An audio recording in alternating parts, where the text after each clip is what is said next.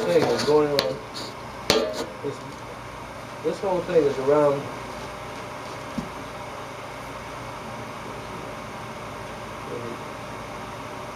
What the number? I mean, I think it's recorded around 120, but we usually play it faster than that. So I'm just gonna understand a few things about it. That's all.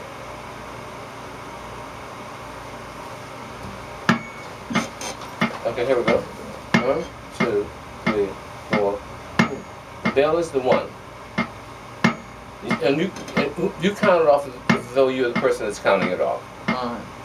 What you got now? Oh, yeah. Here we go. 1, 2, 3.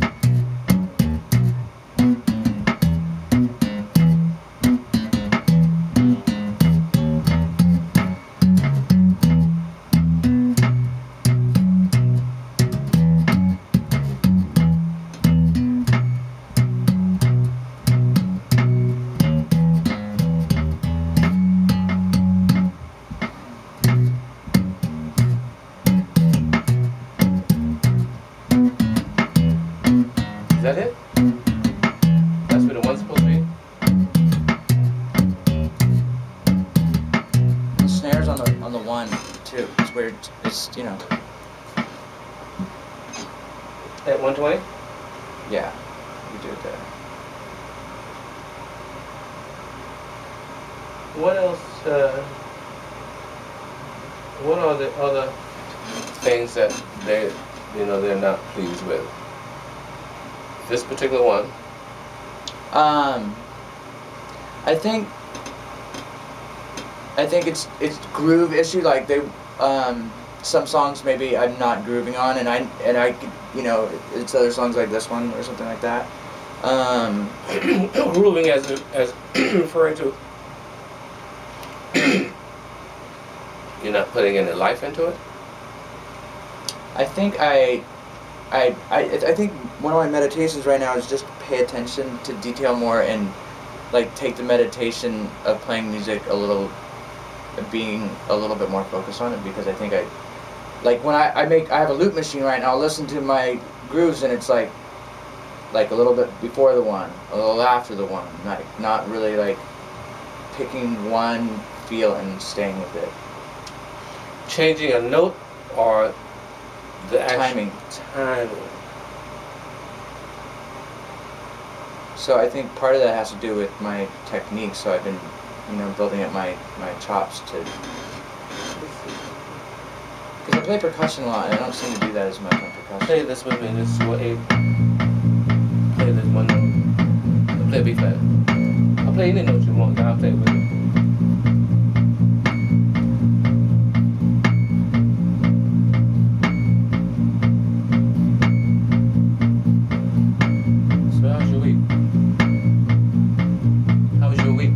Good. Just went to a festival and saw a bunch of reggae bands and world beat bands. Yeah, where? Sierra Nevada World Music Festival in Boonville, like 2 hours north of here. Wow, was it good? A lot of great bass players. Describe one of them. This band Indubious, there was 2 brothers, and he would sing and play bass, and usually you don't see a lot of bass soloing, and he would, you know, slap it up, and he had good lyrics at the same time, so it was pretty. You know you're off. You got up the beat several times, right? Nice hopping in. Now this time, don't talk.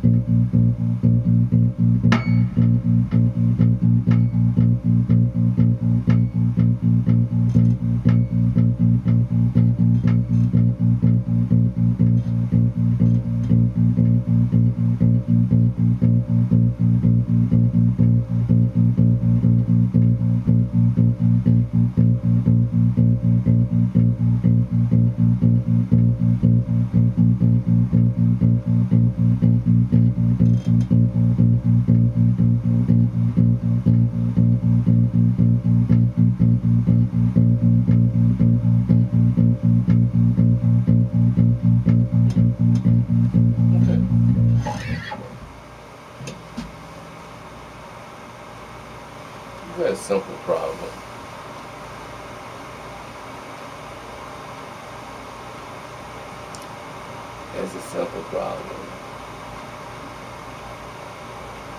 You won't have to take too much medication for this one. We just got to figure out a way to explain it. And just searching through how I'm going to say it.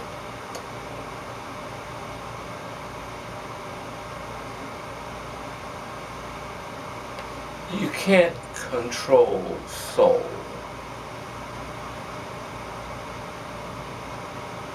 You can tame it, but you can't control soul. Metronome has no soul.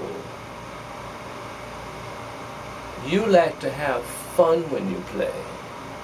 That's soul. That's what you, when you were talking and playing, your mind went somewhere else away from the beat. When it came back to you, you were off the beat. That's probably when you're having a lot of fun on stage. And when you come back, you and the drummer, you guys ain't together because you went out there and had some fun. Yeah. Now, how do you have what you got to have fun with the music that you play? Because it ain't no jazz music you're going to sit down there and be quiet. That ain't going to work. People ain't going to buy it. How are you going to have it? Because the energy that you're going to put out is money. You make me happy when I come to see you, I'll come back to see you. If you're dead and you guys look like little zombies up there, I ain't going to come back to you. There's no money up there, right? But if the bass player is hitting him, if Flea is jumping from one end of the stage to the other, you know he's going to come down on the beat. So you have to either practice in the way that you play and learn how to control it, where when you do come down, you're on the one. Or talk to someone when you play. It's impossible to talk to somebody while you're practicing. The technique I go through, I'll have a conversation with you through a beat, right? And just like I did. And that's the same thing of you pushing this energy out. But don't ever lose the soul, the energy, because that's what people want to see. You just need to practice a lot more with the metronome. And maybe put it through the headphones. Yeah, I've been trying that too. Put it through the headphones and move when you're playing it. You know what I mean? Move like you move. Become one of those bass players. You know, go all over the place. Just it doesn't matter what a key. It's all it is a beat. A beat, and you and the bass, right? And then do variations on, like, okay, play that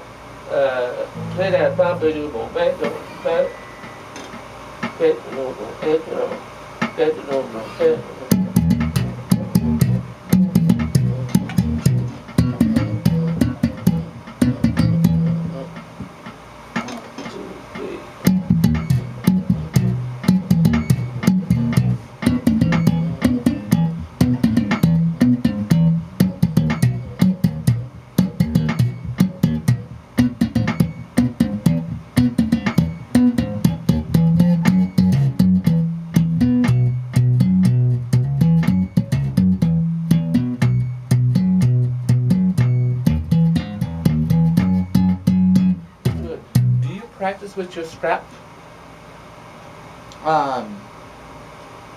Like 3/4 of the time I'm sitting down and the strap doesn't really do much when I'm sitting down, so not. How low is your bass when you play through it? When you play on stage? I have a strap, but Good. Let's see what's going on. About there? yeah. That's comfortable for you. Yeah. Alright? You guys.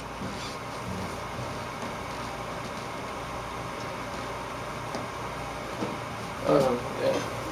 I think what I've been discovering is that I've always had this going through life with this attitude of it's good enough. Whatever it is, it's good enough. Like closest is good enough, like horseshoes or whatever. And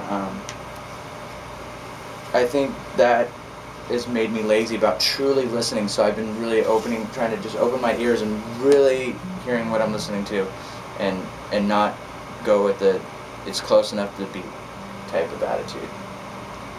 But really, I don't really see that. okay. I don't see that. I mean, been doing this a long time. I don't see that. I see something that's okay. It's you know what? We do things like this is me all the time. I know where that bass is. I know where it is. I know where it is all the time. Now, if I lower it, something's going to be off, right? Either left or right hand, right? So if I walk around the stage, I'm literally walking around, you know, knowing where my bass is. The pen that came with the bass is right here, right? Yeah. I had this bass, the pen put in here, so it would evenly balance itself out. Because I don't want anything to interfere with the left hand when I move. It was heavy. It was heavy. It was top heavy. So when you practice, I think you weren't aware like of the things that was going, you know, was going sour. You know, man, you weren't aware of the small little things that was going on in your bass band.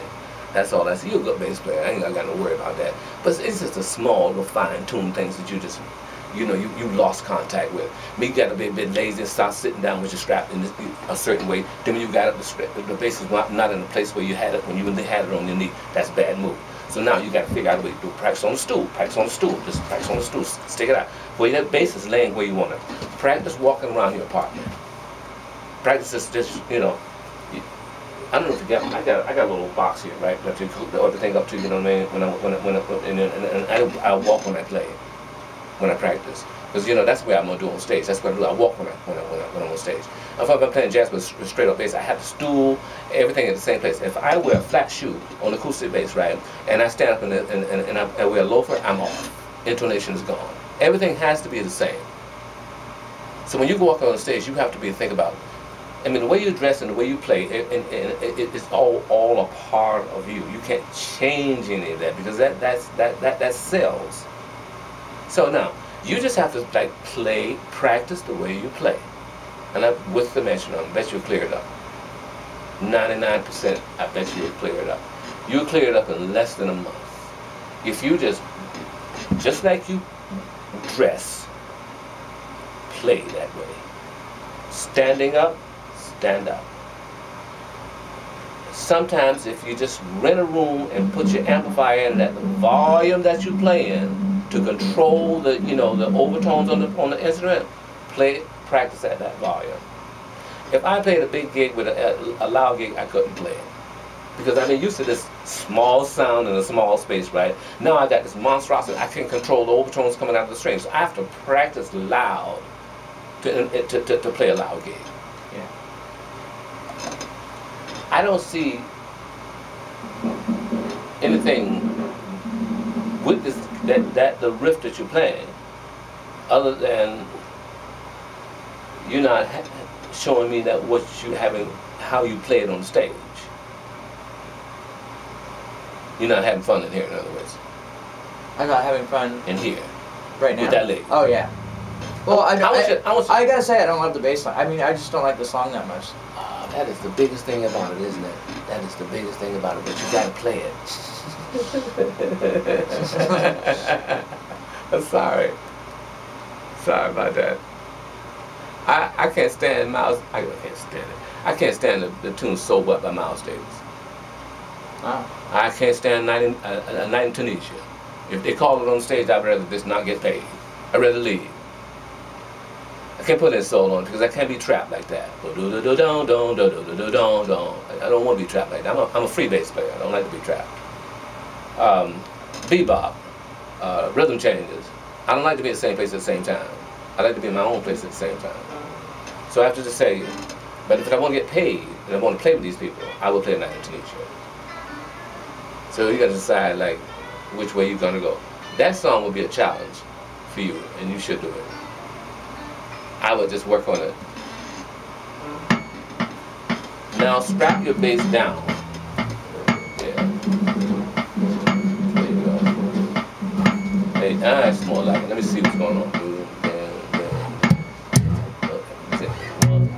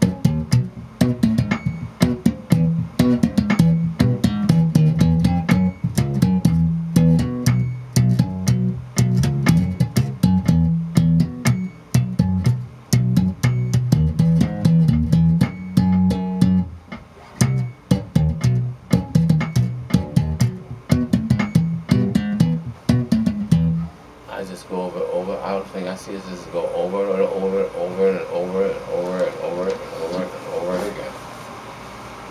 That's all I'm saying. You got it down.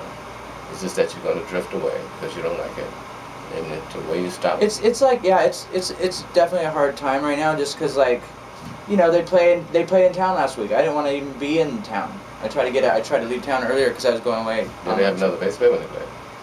Yeah, right now, that's the other thing is, like, okay, so Will was our guitarist. He was also our drum set player sometimes. He's one of those people that is very good musically, like, gifted. Mm-hmm. And so he was our guitarist for a while. He left the band to go be a dad, and he's a recording producer type person. He's had really good ears, and so he stepped in, and he's not even a bass player, but he's like picking it up because that's how he is. And so he's a bass player the other, and then half the time is Wendell from Afro Funk Experience, Sela, if you know that.